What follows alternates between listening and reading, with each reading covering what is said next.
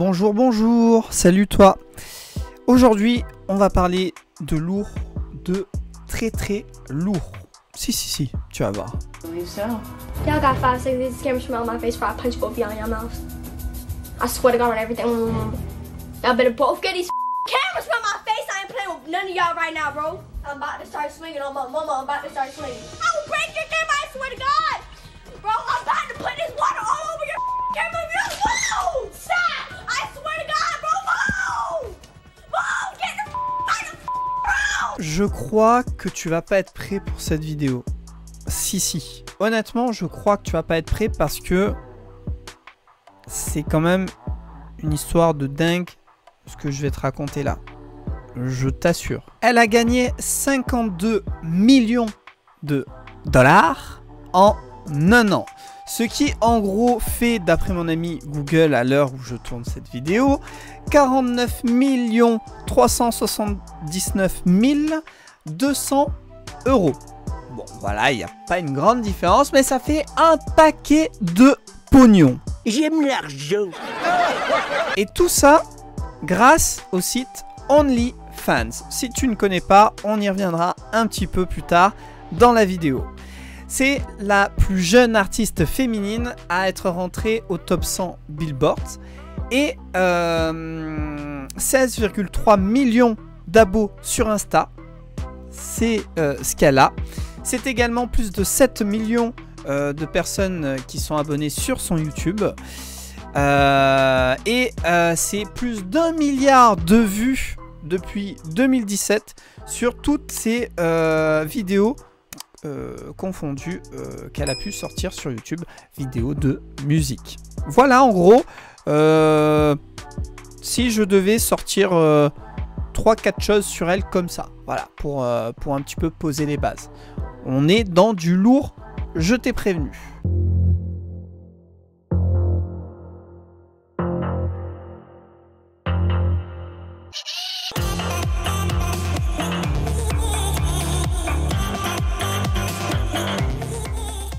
Elle s'appelle Danielle Bregoli. Elle est née le 26 mars 2003 à Boynton Beach en Floride. Et en gros, ça ne te dit peut-être pas grand-chose, mais si je te dis Bad Baby, peut-être que là, ça te parle un peu plus. C'est un petit peu, comment dirais-je, peut-être la nouvelle star montante du rap US. Ouais, on peut le voir un petit peu comme ça.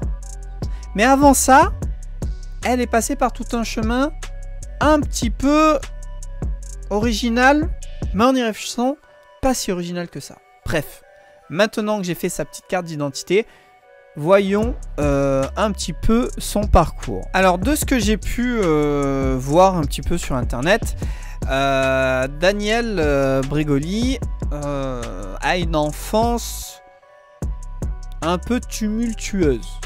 Voilà. Et ça va du coup en faire une enfant avec un certain caractère et qui va souvent être sur les limites de la légalité, voire même de l'autre côté de la barrière.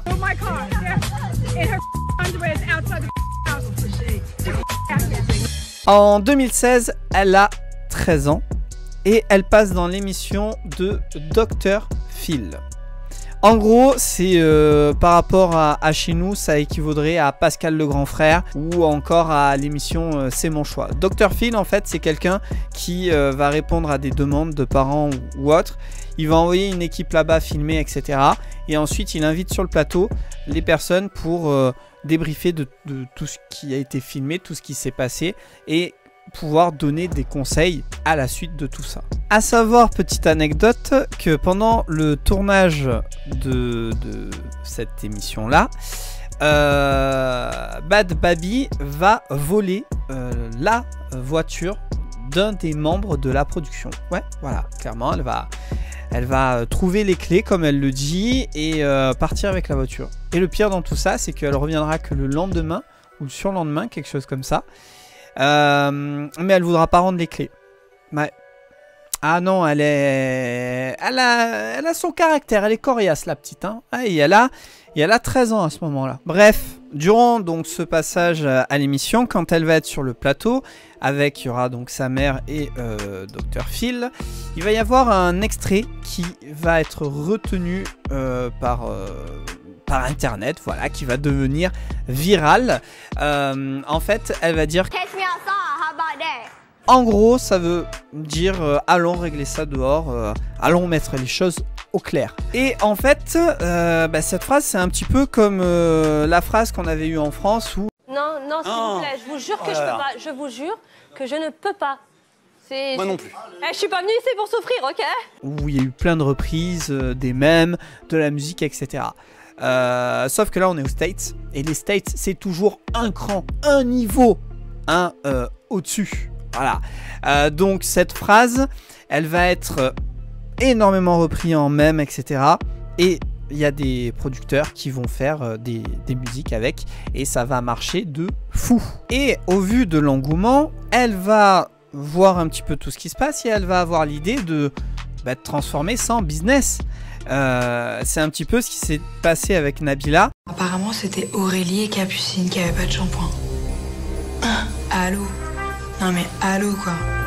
T'es une fille, t'as pas de shampoing. Allô? Allô? Je sais pas, vous me recevez? T'es une fille, t'as pas de shampoing. C'est comme si je te dis, t'es une fille, t'as pas de cheveux. Que beaucoup de personnes, que tout le monde a repris, et que par la suite, elle a voulu le mettre en business pour que ça puisse lui rapporter de l'argent. Ça a très bien marché d'ailleurs. Et elle a un petit peu la même idée, Danielle, de faire ça. Bref, suite à toutes ces sorties un petit peu de son Kia, l'année suivante, elle a 14 ans, on est en 2017, et elle sort son premier titre qui est Says Ho, qui en gros veut dire assez putain. On pourrait sortir ça comme ça, quoi. À la sortie de ce titre qui va marcher au point que elle va devenir la plus jeune artiste féminine à atteindre le top 100 du Billboard. Voilà. Elle va être dans les 100 meilleurs titres qui sont sortis, et la gamine, puisque c'est le cas de le dire, elle a 14 ans, quoi.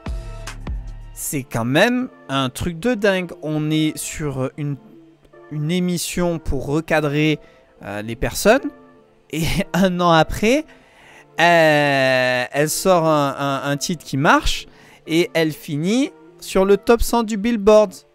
Et au passage, elle devient la plus jeune artiste féminine à atteindre ça.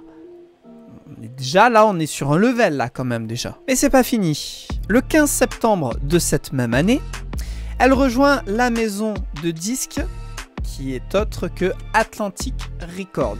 Alors peut-être que tu ne vois pas, je vais juste te donner quelques noms, juste pour que tu aies un petit peu l'idée.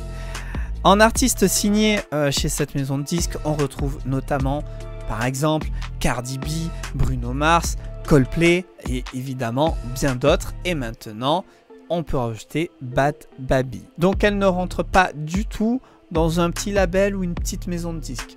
Au contraire. Si tu te dis que bon, ok, qu'est-ce qu'il peut y avoir d'autre? C'est bon, elle est en place, etc. Elle va se mettre à sortir plein de titres, ce qui est le cas. En 2018, elle va sortir pas mal de titres.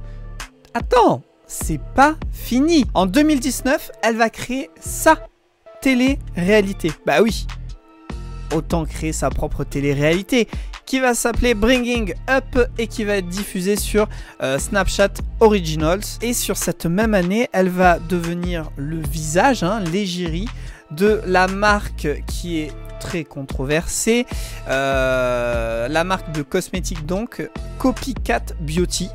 Marque controversée, notamment parce qu'elle porte très bien dans son nom, elle copie beaucoup de marques sans forcément s'en cacher, et on ne sait pas forcément si les tests sont toujours effectués sur des animaux, etc. etc. Alors hop, moi je suis pas un spécialiste niveau cosmétique, etc. Je dis ce que je sais et ce que j'ai pu trouver par-ci par-là. S'il y a des spécialistes cosmétiques qui passent par là, n'hésitez pas en commentaire à dire ce que vous en pensez, à me rectifier si j'ai dit une connerie, ou voilà, t'as compris le truc. Bref, la toute petite quoi, elle Et elle sort même une ligne hein, de maquillage. Bon alors, jusqu'à présent, tout se passe finalement assez bien. Enfin, ça a commencé avec une émission où on la voit faire vraiment nimp. Où elle se fait pas vraiment recadrer, pas du tout en fait, on va dire.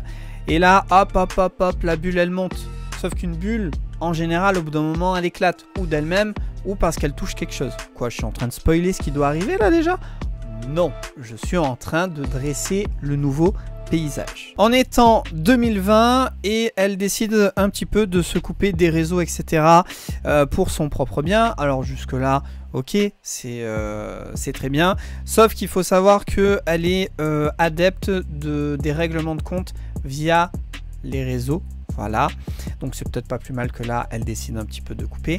Mais en 2020, qu'est-ce qui se passe? Elle va rentrer dans un centre de désintoxication pour soigner des traumatismes liés à son enfance et aux addictions aux médicaments.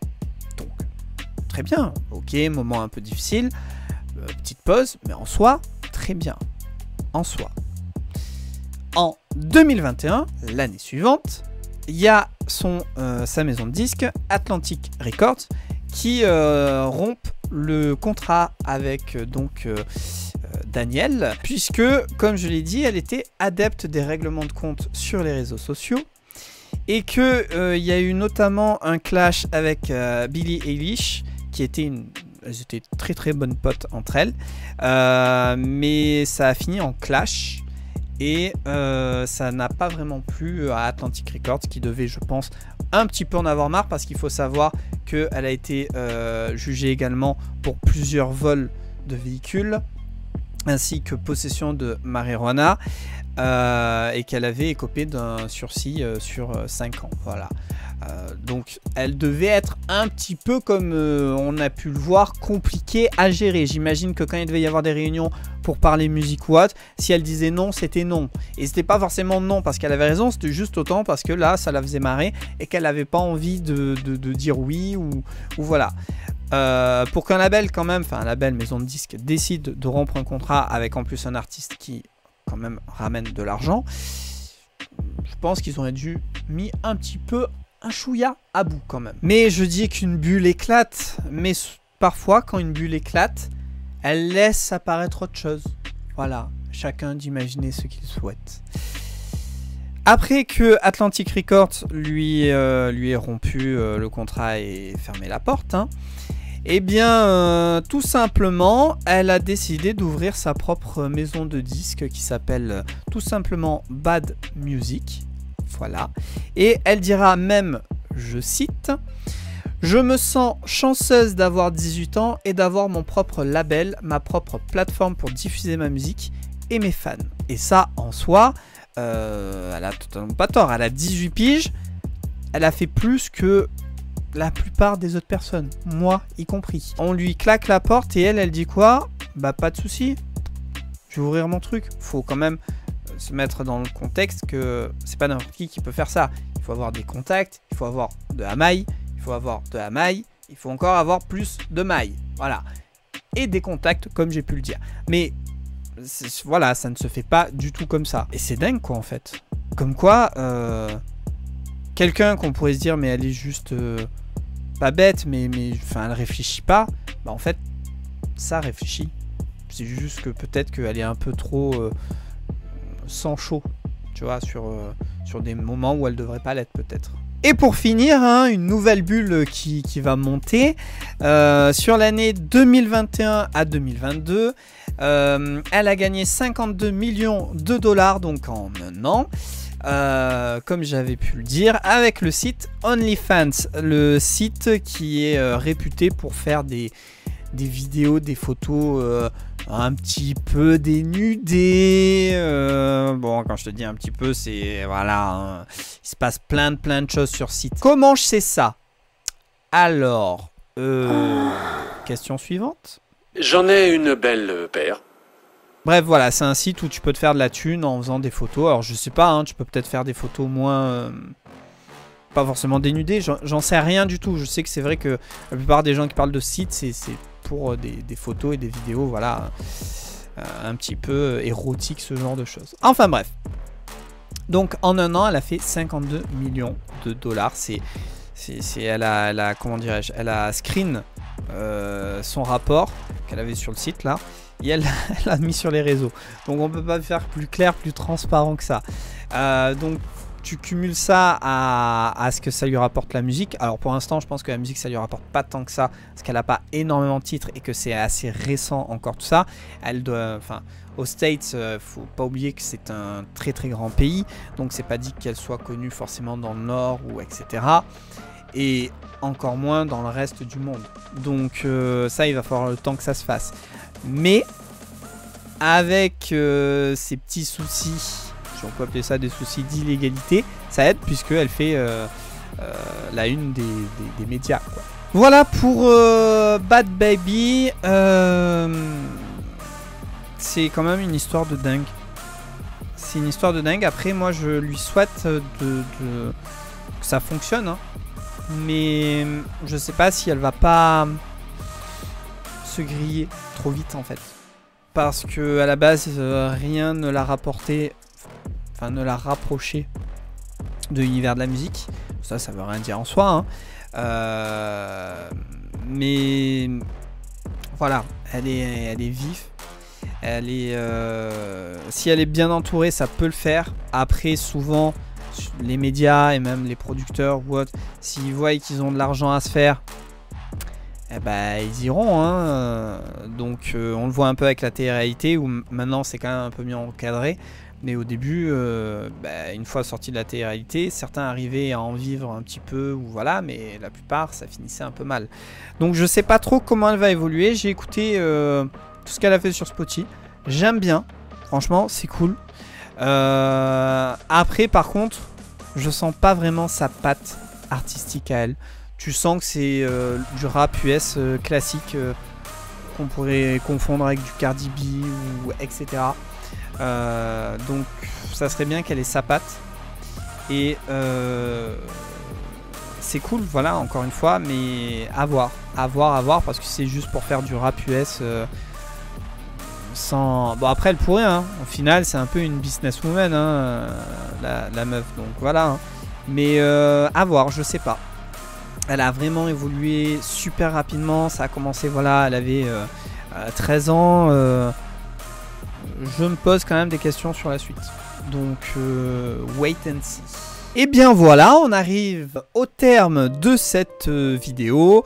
Dis-moi dans les commentaires si tu la connaissais, si tu aimes ce qu'elle fait, si au contraire tu n'aimes pas, si tu utilisais déjà ces mèmes, si, enfin bon, tu as compris, dis-moi dans les commentaires. J'espère que cette vidéo t'a plu. Et puis abonne-toi, c'est important. On approche là à l'heure actuelle les 300 si je dis pas de bêtises. Abonne-toi, c'est vraiment important, ça me motive encore plus de ouf. Et puis bah, c'est juste super cool qu'on s'agrandit. Et voilà, c'est tout, hein. À la prochaine pour une prochaine vidéo. Voilà, et en attendant, sois créatif.